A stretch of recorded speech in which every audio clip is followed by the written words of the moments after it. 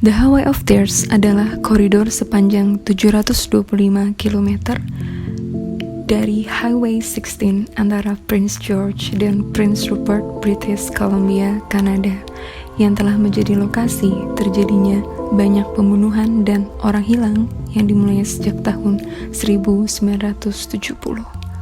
Ungkapan ini pertama kali diciptakan pada tahun 1998 saat acara di Terrace, British Columbia untuk mengenang 4 orang yang terbunuh dan 2 wanita yang hilang di The Highway of Tears ini.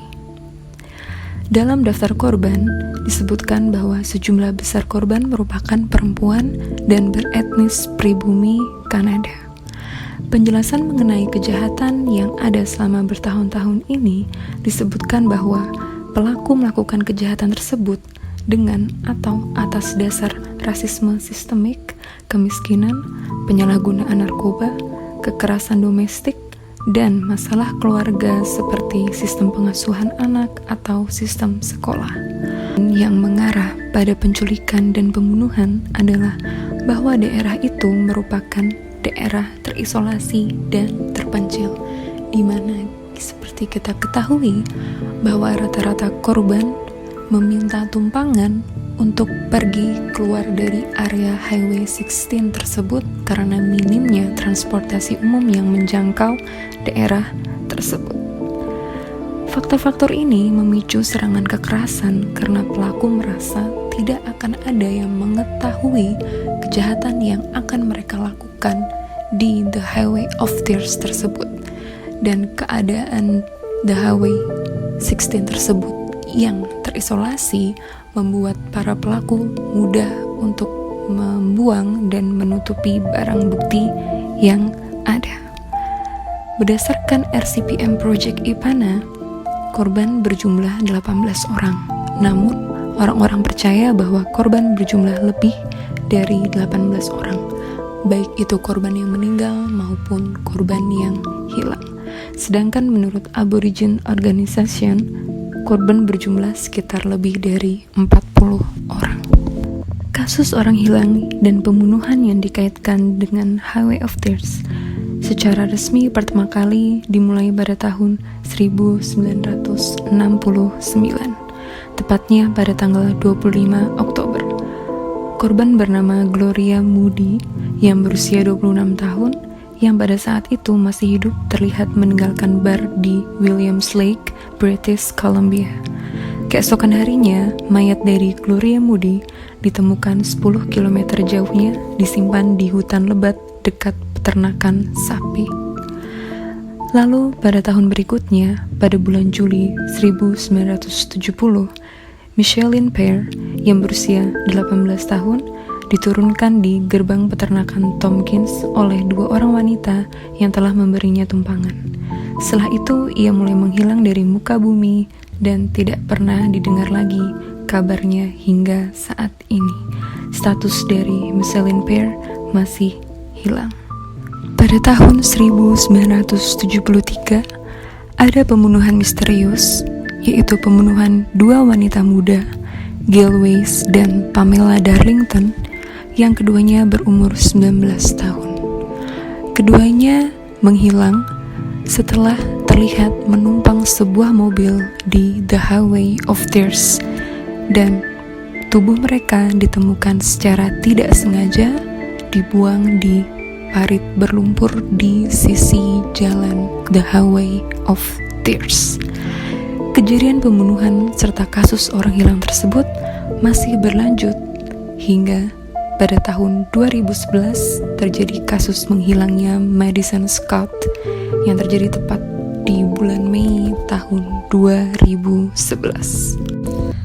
Namun, dari semua kasus orang hilang, yang paling mengerikan di sini terjadi di tahun 1980-an, karena tidak hanya melibatkan satu orang, tetapi seluruh keluarga.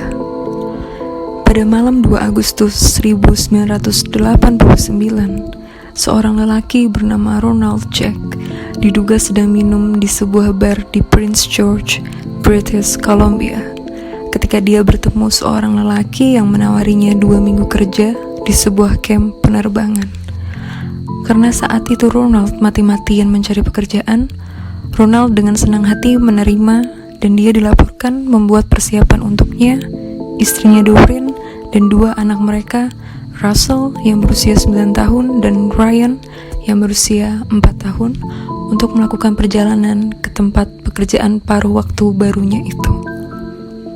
Pada pukul 1.30 malam, Ronald menelpon ibunya dari kawasan resort di sepanjang Highway 16 untuk memberitahu ibunya tentang rencananya itu. Dan hal itu adalah kali terakhir seseorang mendengar kabar darinya.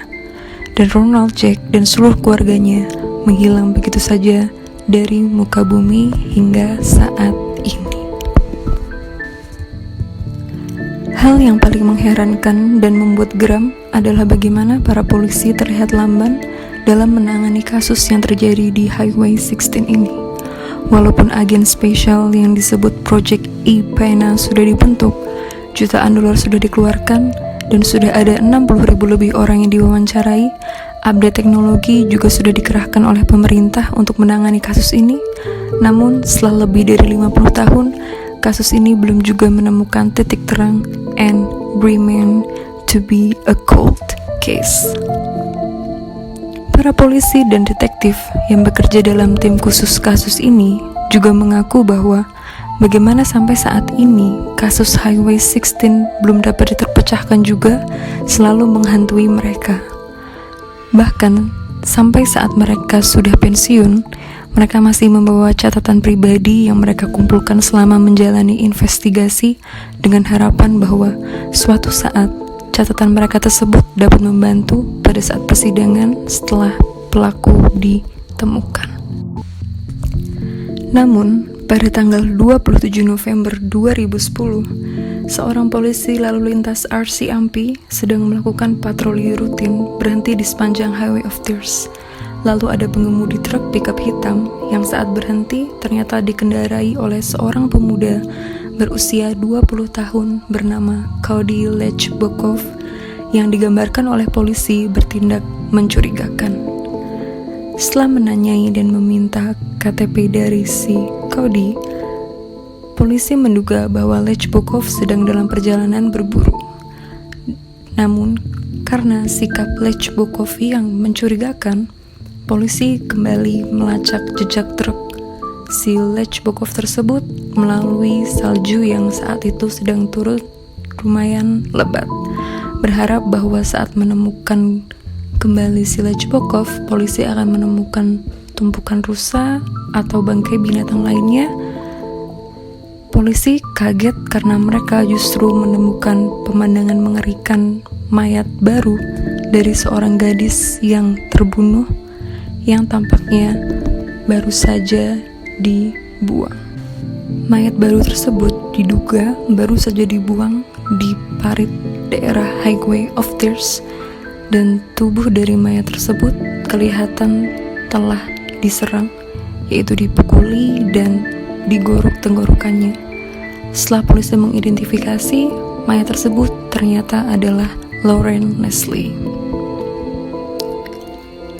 Cody Lechbokov, seorang pria lokal yang sampai saat itu dianggap sebagai warga negara teladan, dituntut atas pembunuhan tersebut, dan penyelidikan akan mengikatnya dengan 3 pembunuhan lain yang dilakukan di sepanjang Highway of Tears antara tahun 2009 dan 2010. Pihak berwenang meyakini bahwa jumlah pembunuhan bisa lebih dari 3 kasus pembunuhan, karena pemerintah dan warga melabeli Cody Lechbokov sebagai pembunuh asli berantai karena dia sudah mulai membunuh sejak usianya 19 tahun dan merupakan pembunuh berantai termuda dalam sejarah Kanada. Lechbokov akan dinyatakan bersalah atas pembunuhan mengerikan ini dan dijatuhi hukuman penjara seumur hidup. Sementara penangkapan dan penghukuman Lechbokov merupakan pencapaian yang signifikan dan mengarah pada penyelesaian beberapa kasus, pencapaian ini memberikan ketenangan pikiran bagi penduduk setempat yang ketakutan karena belum juga terselesaikannya masalah pembunuhan serta penculikan di Highway of Tears ini selama berpuluh-puluh tahun. Namun pihak berwenang menegaskan bahwa Cody Lechbokov tetap tidak mungkin bertanggung jawab atas semua kasus penculikan dan pembunuhan yang terjadi di The Highway of Tears, mengingat umur dari Cody yang masih muda dan pembunuhan tersebut sudah terjadi atau ada sejak tahun 1970-an. Dan Lechbokov juga tidak mungkin bertanggung jawab atas menghilangnya Scott yang terjadi pada tahun 2011 karena dia berada di tahanan polisi pada saat itu. Ini berarti ada kemungkinan pembunuh kejam lainnya masih berkeliaran hingga saat ini.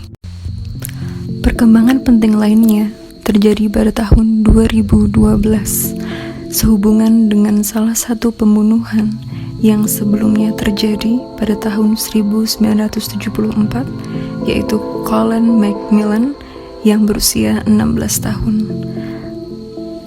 Ketika tes DNA dilakukan, karena pada pakaian gadis itu ditemukan ada DNA pria lain, setelah dilakukan tes analisis DNA modern, ditemukan bahwa DNA itu cocok dengan seorang pria bernama Bobby Jack Fowler, seorang gelandangan yang terbukti memiliki sejarah kriminal yang panjang tentang kekerasan seksual, kekerasan, pemukulan, dan kepemilikan senjata api.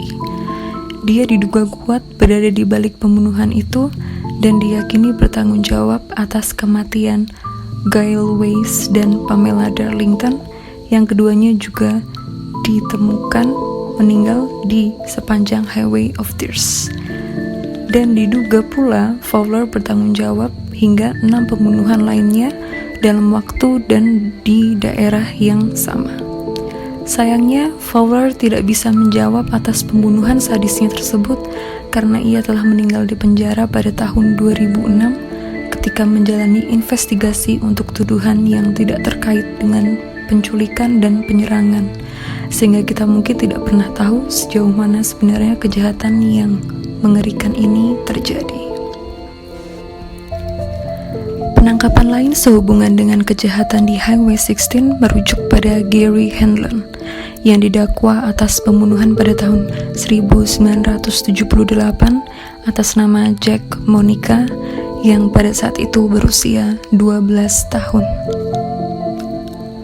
Untuk saat ini, sebagian besar pembunuhan dan lenyapnya beberapa orang di sepanjang jalan gelap dan liar yang dikenal sebagai Highway 16 atau saat ini lebih dikenal dengan sebutan Highway of Tears masih belum terpecahkan.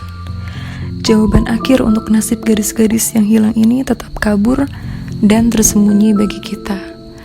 Ini adalah tempat penuh teka-teki dengan keindahan alam dan bahaya yang tak terlihat.